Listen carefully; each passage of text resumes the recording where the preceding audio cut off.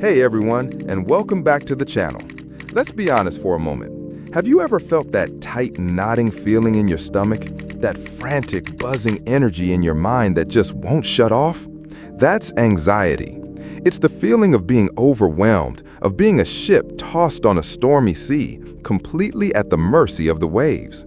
We worry about deadlines, about what people think of us, about the future, about our health, about the state of the world. It often feels like we're fighting a losing battle against a tidal wave of things we simply can't manage.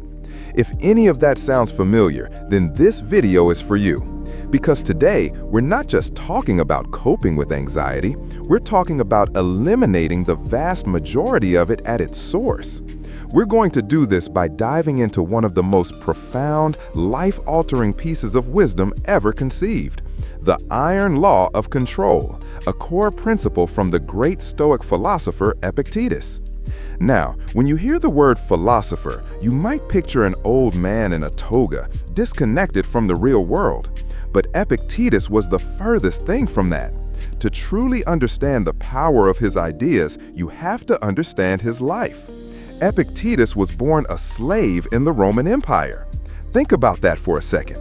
He wasn't born into privilege. He didn't own his own body. His daily life, his physical freedom, where he went, what he did, even whether he lived or died, was in the hands of another person. Legend has it that his master, a cruel man, once twisted his leg to the point of breaking it. Epictetus is said to have calmly warned him, "It is going to break," and when it did, he simply remarked, "I told you it would break." This wasn't a sign of weakness, it was a demonstration of unimaginable inner strength. His entire philosophy was forged in the crucible of extreme adversity. He learned, out of sheer necessity, to find freedom not in the external world, which had completely enslaved him, but in the one domain no one could ever touch: his own mind. This brings us to the heart of his teaching, the principle so foundational it's like the physics of inner peace, the dichotomy of control.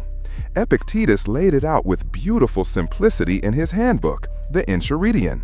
He wrote, "Some things are within our power, while others are not.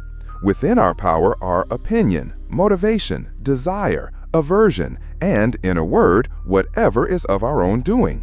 Not within our power are our body, our property, reputation, office, and, in a word, whatever is not of our own doing." Let's break that down because this is the key that unlocks everything. What are the things you absolutely control? Your genetics, where you were born, past events. You can't control the weather on your wedding day. You can't control a sudden traffic jam. You can't, and this is a big one, control what other people think, say, or do. You can influence them, perhaps, but you can never truly control them.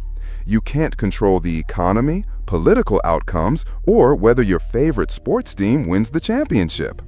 According to Epictetus, almost all of our human suffering, our anxiety, our anger, our frustration, our despair, comes from one simple, tragic mistake.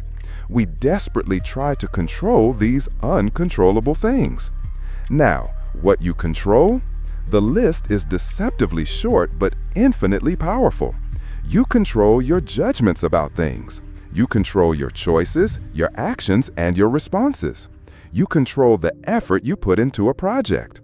You control the character you choose to build. You control whether you act with kindness or with cruelty. Notice the pattern? Everything on this list is internal. It's about your inner world, your reasoned choices. To make this crystal clear, let's use an analogy. Imagine you are an archer.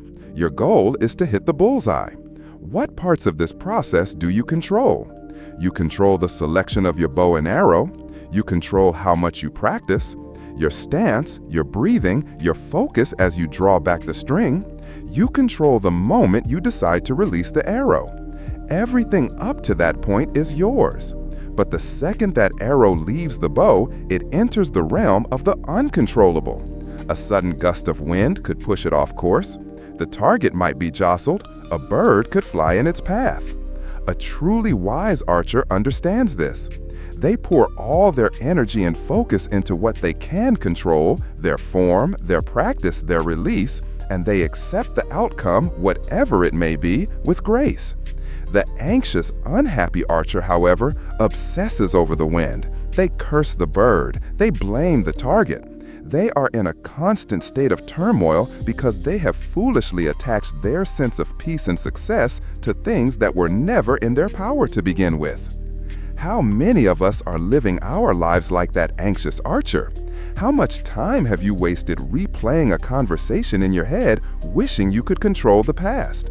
How much stress have you felt because you've staked your happiness on someone else's approval or opinion? This is the root of that 90% of anxiety we mentioned. It's self-inflicted poison born from a fundamental misunderstanding of how the world works.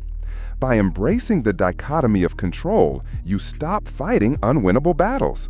You stop trying to command the wind and instead focus on perfecting your aim. This isn't about apathy or inaction. It's about radically shifting your focus to where you have 100% agency. This is the foundation, the iron law, upon which a calm, resilient, and unconquerable mind is built. And the best part is, it's not just a theory. It's a practical skill you can develop with a simple 5-minute daily habit, turning this ancient wisdom into your modern-day superpower. By internalizing this, you reclaim your power, not over the world, but over your experience of it, which is the only true power we ever had. How much of your daily anxiety comes from trying to control things you can't? Let me know in the comments. Subscribe for more wisdom, and see you soon.